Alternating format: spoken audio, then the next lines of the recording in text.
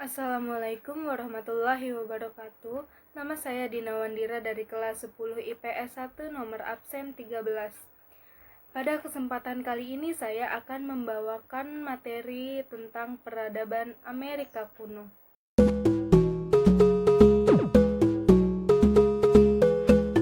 Hampir secara serempak di abad ke-15 Masehi, masyarakat Amerika Latin dan Andea masing-masing bersatu secara politik dalam suatu kerajaan yang meliputi sebagian besar wilayah tersebut.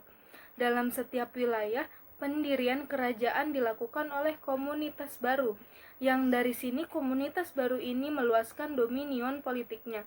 Salah satu komunitas baru kelompok ini adalah suku Aztec. Suku Aztec dikenal memiliki peradaban tinggi dengan pulau-pulau apung buatan untuk menyokong pertanian mereka. Selain memiliki pertanian maju, orang-orang Aztec juga dikenal melalui tradisi upacara pengorbanan manusia yang kejam. Kemunculan suku Aztec. Orang-orang Aztec pada awalnya merupakan gerombolan pengembara barbar penyelundup yang memasuki distrik Telaga. Di wilayah ini mereka menerima pengaruh budaya dari pengungsi lain, di antaranya seni perang dan ritual pengorbanan manusia. Pada seperempat akhir abad ke-14, mereka mulai bermukim di beberapa pulau yang tidak berpenghuni di Teluk Barat Laut Danau Texcoco, Meksiko.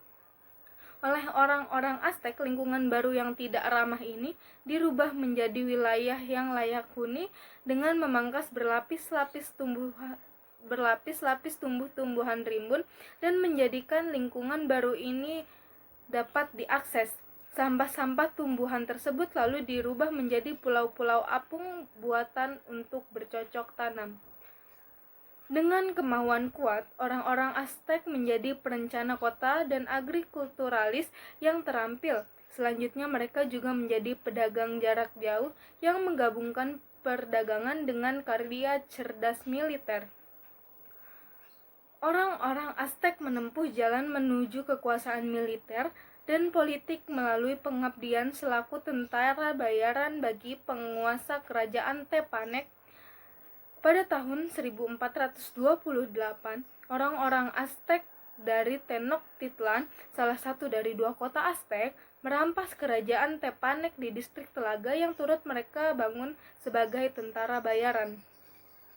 Tokoh penggerakan bangsa Aztec adalah Tlacaelel yang bertahan hidup sebagai penasehat politik bagi tiga penguasa Tenochtitlan berturut-turut. Tlacaelel memulai pergerakan dengan mencaplok dan menggabungkan kota kembar Aztec, Tenochtitlan, dan tetangga dekat utara Tlatelolco. Ia juga bersekutu dengan negara kota lokal lainnya yang terletak di sekitar Danau Texcoco, yakni dengan Acolhua, Texcoco, dan Tlacopan. Pemusatan kekuasaan di bawah pemerintahan Tenochtitlan ini memungkinkan bangsa Aztec untuk membangun kekaisaran di dataran Meksiko pada 1428 Masehi dengan kaisar pertamanya Itzcoatl. Di bawah pimpinan kaisar kedua, Moctezuma I, Aztec dijadikan sebuah unit politik dan budaya yang kuat dengan Tenochtitlan sebagai ibu kotanya. Aztec mencapai puncak kejayaan pada masa pemerintahan Ahuizotl sekitar tahun 1486 sampai dengan 1502 Masehi, yang melipat gandakan wilayah kekuasaan Aztec. Pada masa tersebut, wilayah Aztec membentang melintasi Amerika Latin dari pesisir ke pesisir, mencakup ujung Atlantik hingga ujung Pasifik. Wilayah Aztec. Kerajaan Aztec tidak dapat dipungkiri mempunyai wilayah yang luas, tetapi wilayah yang luas itu tidaklah komprehensif. Orang-orang yang jatuh di bawah dominasi Aztec mendapati kerasnya kehidupan. Para warga sebagian tertekan lantaran penempatan garnison permanen di wilayah mereka. Di bawah paksaan, mereka terpaksa membayar upeti tinggi, termasuk anak laki-laki dan perempuan, untuk pengorbanan di samping makanan, tekstil, batu, dan logam berharga.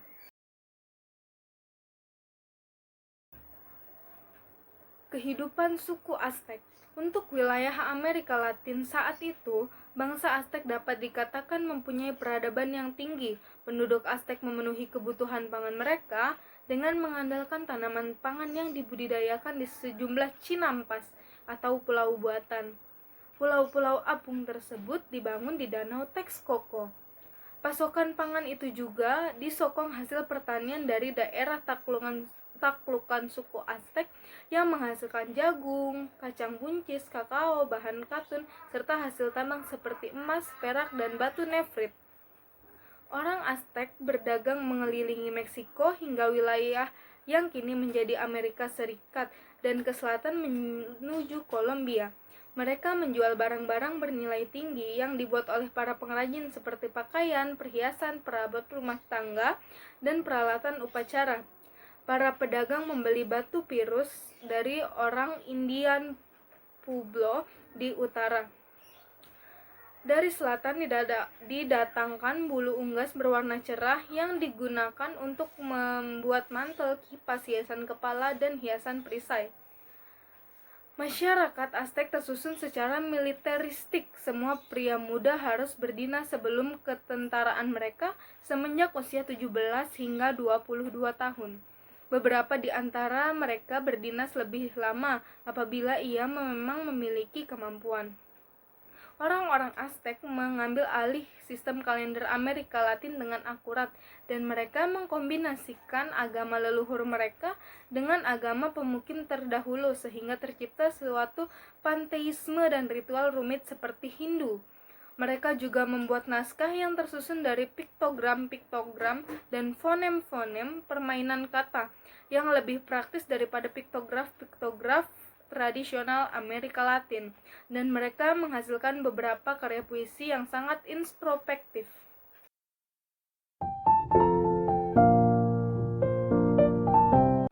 Masyarakat peradaban Amerika kuno merupakan bangsa yang berpusat pada kehidupan agraris. Mereka menanam jagung, merica, kacang-kacangan, biji-bijian, dan buah-buahan.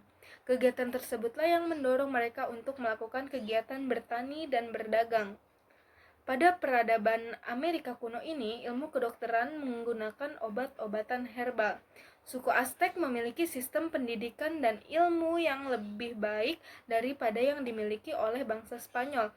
Hal tersebut dibuktikan dengan adanya Codex Badianus yang ditulis pada 1512 oleh Martinus yang merupakan dokter bagi suku Aztec. Hal ini dibuktikan pada Codex Badianus yang mendokumentasikan penggunaan ekstensif obat-obatan herbal, obat-obatan yang memabukkan, dan racun. Bangsa Aztec dulu pernah terserang penyakit Kokolistli. Penyakit ini terdapat bakteri Salmonella enterica dari varietas Paratyphi di dalamnya. Tim peneliti mengatakan banyak bakteri Salmonella menyebar melalui makanan atau air yang terinfeksi dan mungkin telah melakukan perjalanan ke Meksiko melalui hewan peliharaan yang dibawa oleh orang-orang Spanyol. Adanya bakteri Salmonella ini belum bisa dipastikan sebagai penyebab epidemi Kokolistli. Namun bakteri ini adalah kandidat yang paling kuat. Sedangkan untuk wabah corona yang saat ini melanda di dunia disebabkan adanya konsumsi manusia terhadap daging-daging mentah atau daging-daging yang tidak biasa dikonsumsi. Untuk saat ini belum ada obat spesifik untuk penyembuhan penyakit corona ini. Dan para ahli masih melakukan penelitian untuk menemukan obat yang ampuh. Namun jika kita mengacu pada obat-obatan herbal, hal tersebut dapat digunakan untuk mencegah penyebaran dan meningkatkan imun tubuh. Sekian dari saya, mohon maaf apabila ada kesalahan atas apa yang saya sampaikan. Terima kasih. Wassalamualaikum warahmatullahi wabarakatuh.